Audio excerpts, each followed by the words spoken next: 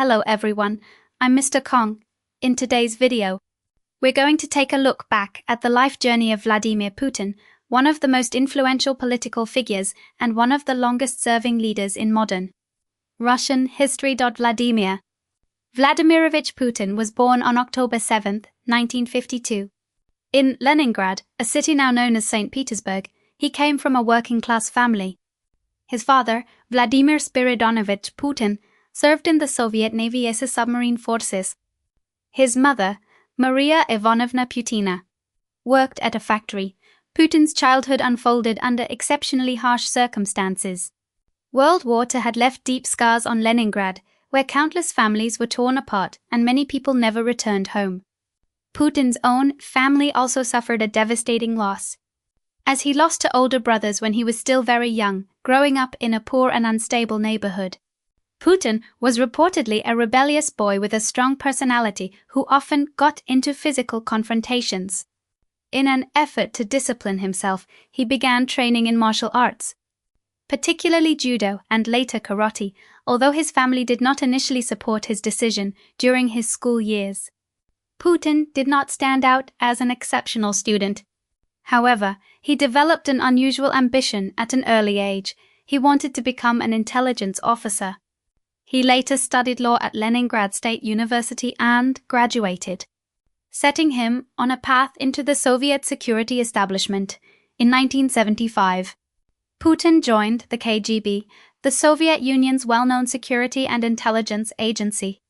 His work there became an important part of his early career and gave him valuable experience in national security and government operations when the Soviet Union collapsed. Putin left the KGB and returned to Leningrad. There, he entered local politics as an aide to Anatoly Sobchak, a reform-minded politician, after Sobchak became mayor of Leningrad. Putin was put in charge of the city's international relations and later served as deputy mayor. This period allowed him to gradually build political connections and gain experience in government administration. In 1996, after Sobchak lost his re-election campaign, Putin left the city government and moved to Moscow with his family. From that point on, his political career entered a new phase. In March 1997, Putin was appointed deputy chief of the presidential administration. Just over a year later, in July 1998, he became head of the Federal Security Service, or FSB, the organization that succeeded the KGB in Russia. The next major turning point came in August 1999. President Boris Yeltsin reshuffled the government and appointed Vladimir Putin as prime minister. At the same time, Putin emerged as one of the most powerful figures within the Russian government. On December 31, 1999, Boris Yeltsin unexpectedly announced his resignation. Vladimir Putin was appointed acting president until a new presidential election could be held. On March 26, 2000, Russia held its presidential election with 11 candidates competing. Putin won in the first round with 52.94% of the vote. Communist Party candidate Gennady Zyuganov came in second with 29.21%. On May 7, 2000, Vladimir Putin was officially sworn in as President of the Russian Federation. 4 years later, on March 14, 2004, Putin was re-elected with 71.31% of the vote in the first round. His inauguration for a second presidential term took place on May 7, 2004. From a boy who grew up under difficult circumstances in Leningrad, Putin gradually moved through a series of positions, from KGB officer and local government official to Kremlin administrator, prime minister, and ultimately president of Russia. It was a journey that transformed a man from an ordinary family into one of the most influential political figures in post-Soviet Russia. Putin returns to the Kremlin and restores Russia's position because of the constitutional limit on consecutive presidential terms. Vladimir Putin did not run for president again in 2008. Instead, he became Prime Minister of Russia, serving from 2008 to 2012. While Dmitry Medvedev served as president, in September 2011. Medvedev publicly supported Putin's return to the presidential race. The announcement quickly paved the way for Putin to make his political comeback as the country's future head of state. The election was held in March 2012, and Putin won. On May 7th of the same year, he was officially sworn in as President of Russia. One important change during this period was the extension of the Russian presidential term from 4 years to 6. The new rule took effect in 2012 following constitutional amendments adopted in late 2008. Putin's influence was not limited to Russian politics. It also attracted significant international attention. In 2007, Time magazine named him Person of the Year. Forbes later ranked Putin as the world's most powerful person for 4 consecutive years, from 2013 through 2016, during Putin's leadership. One of the Russian government's most prominent goals was to restore national strength after the major upheavals of the post-Soviet era.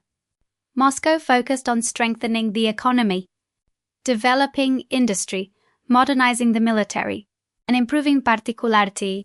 Russia's armed forces underwent a significant process of reform and modernization.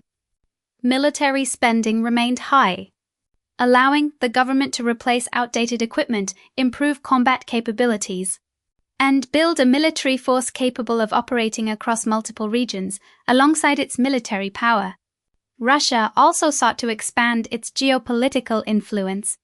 Moscow strengthened ties with countries in the Middle East, increased arms exports, and expanded military cooperation. Russia's sale of the S-400 air defense system to Turkey, a NATO member, sparked considerable debate in international relations. Russia also developed defense and economic ties with Saudi Arabia and other countries, while seeking to expand its presence in Africa and other regions beyond its traditional sphere of influence. One of the most important milestones during Putin's presidency came in 2014. Russia hosted the Winter Olympics in Sochi, an event that the Moscow Symphony State. Russia took control of and annexed Crimea, an event that triggered a severe crisis in relations between Russia and the West domestically.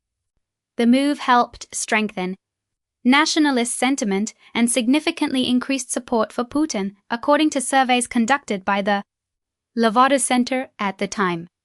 His approval rating approached 90% at one point. Economically, Putin repeatedly emphasized the changes he believed Russia had achieved during his time in power. According to his argument, the size of the economy had grown substantially, while the number of people living below the poverty line had fallen significantly compared with previous years. However, Putin himself acknowledged that these achievements did not mean all of Russia's economic problems had been solved. Income inequality remained significant, labor productivity was still relatively low, and Russia needed further reforms to create a more efficient economy. He argued that the next stage should focus on increasing productivity, attracting more private investment, promoting structural reforms, and creating conditions that would allow the economy to adapt to technological change. Putin also highlighted macroeconomic stability as one of the notable achievements of his administration. He pointed to the fact that inflation, which had reached extremely high levels in the past, had been brought down considerably, while Russia's foreign exchange and gold reserves had been strengthened. From Putin's perspective, a stable economic foundation would give Russia greater opportunities to improve productivity, attract new capital, and restructure its economy. In the long term, Putin sought to link Russia's future to technological development. He expressed the expectation that his policies would provide additional momentum for the economy and help Russia take advantage of opportunities created by the technological revolution beyond the economy.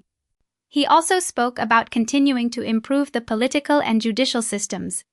According to Putin's argument, if these areas improved alongside the economy and technology, social stability and the unity of the Russian Federation would be strengthened. Overall, the period from 2008 through the mid-2010s revealed a Putin who was not only focused on maintaining domestic political power, but also pursuing the goal of turning Russia into a major power with a stronger voice on the international stage. At the same time, this process was accompanied by deep controversies surrounding the economy, politics, military affairs, and Russia's relationship with the West. Putin and the image of a strong leader in foreign policy. Vladimir Putin embraced the view that Russia needed to maintain enough power to counterbalance the influence of the United States and the West, unlike the era of Boris Yeltsin. The Putin administration adopted a more assertive position on many international issues. However, relations between Moscow and the West were not always confrontational. During certain periods, Russia continued to participate in negotiations on arms control and nuclear issues with other countries. At the same time, Putin placed particular importance on developing a long-term relationship with China. One issue Moscow focused on was resolving long-standing disagreements along the Russia-China border. The two countries subsequently expanded cooperation in areas such as the economy, energy, trade, and defense. Gradually developing an increasingly close partnership, Putin also repeatedly supported the idea of a multipolar world order, in which global power would not be concentrated in a single country. Following this approach, Russia strengthened relations with Asian countries and sought to develop additional partnerships outside the Western world. A notable example was the series of large-scale energy agreements between Russia and China. At the same time, Moscow sought to expand economic, technological, and transportation cooperation with numerous countries across the region as disagreements with the European Union became increasingly pronounced. Russia began shifting more attention toward Asian markets and partners. This trend became particularly evident following tensions surrounding energy projects between Russia and European countries in the Middle East. Moscow also expanded its presence. Russia supported the Syrian government during the civil war and maintained relations with Turkey, allowing it to strengthen its influence in a region of major strategic importance. Putin, beyond politics, beyond his image as a tough and assertive politician, Putin has also cultivated a distinctive public image in his personal life. He has spoken German and English, and has two daughters, Maria, born in 1985, and Katerina, born in 19. His wife Lyudmila Putina, divorced in 2014. Sports have played a notable role in Putin's lifestyle. He has a particular passion for martial arts and began practicing judo when he was young, achieving a number of accomplishments in the sport. In 2006, he was nominated as honorary president of the European Judo Union, in addition to judo. Putin has also practiced karate. In 2014, the Kyokushinkan organization awarded him an 8th-degree black belt, a distinction that attracted considerable attention from the international media.